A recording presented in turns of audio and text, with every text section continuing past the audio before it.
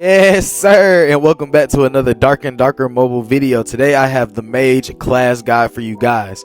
The Mage is a spellcaster that uses spells to defeat its enemies in combat. They typically have low health and defense. You know what I'm saying? They specialize in long range combat. That's their specialty, and to basically be effective with them, you have to basically learn how to manage your mana, maintain effective distance, or be very flexible with combat due to the variety of spells. As we move into the setup, I have particularly aligned myself with the Flame Mage. I like to play more close up and fight, and the flame abilities give me a lot more flexibility without putting that damage and staying alive. I'm rocking Fireball, Enchanted Flames.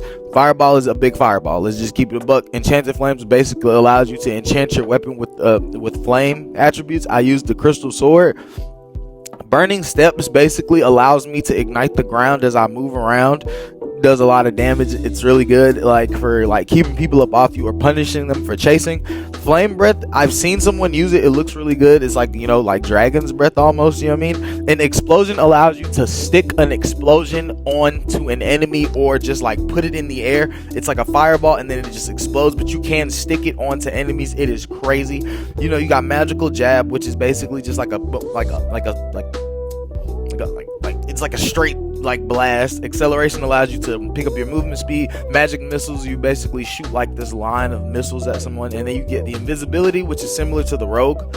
Cold Wave is basically you push people, it's like a AoE kind of blizzard push, and then you have the ice arrow. You throw some ice at them. You feel me? Frost Shield is really good. I'm not gonna lie. It basically just allows you to shield your teammate or yourself within a frost barrier, which it protects against 50% damage, and it inflicts frostbite on people that attack you. And Blizzard allows you to summon a blizzard that basically slows enemies and inflicts damage on them. Very good for AoE and crowd control in those team fights. The lightning attribute is very but you get to summon a lightning strike and you have a chance to stun people. It actually does really good damage. Very good for just DPS. Lightning Spear is very good for AoE and DPS because it basically summons a spear and it travels in a trajectory, so it basically allows you to path off certain angles for enemies. And Flash is basically like a teleportation spell. It allows you to just go forward and basically a teleport. It's smooth for escaping, very, very good for sustaining and survivability. You feel me? The way that it works is you can have 4 spells, but you can only have spells from one element on one of your you see how it says 1 and 2. You can have 2 flame spells or 2 frost spells. You can have 4 flame spells. You can have some frost spells or but you can only have 2 spells from the same element. They have to be from the same element to be on your switch, basically your rotation.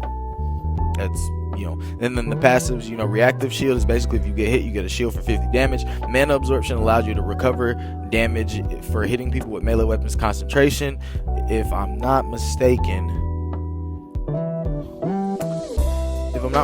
concentration increases your magic bonus, but it increases your willpower cost. Lightning Mastery allows you to get your movement speed whenever lightning is active. Ice Armor gives you defense whenever the ice attribute is active. Flame Mastery allows you to basically stop people. It increases your burn duration by 2 seconds and stop people from recovering health. Freeze allows you to, if I'm not mistaken, you inflict people with freeze. You have a chance to inflict people with freeze effects if they're already frostbitten. Shock allows you to inflict people with stun if they're already electrified. Mystic Mastery is I'm basically going off the top with it, but you guys have seen it. The Mage is basically one of the most flexible DPS classes that there is available, and you really want to focus on team play and just positioning and things like that. And I really hope you enjoyed the Mage guide. I'm gonna catch you in the next one. Peace out. Never.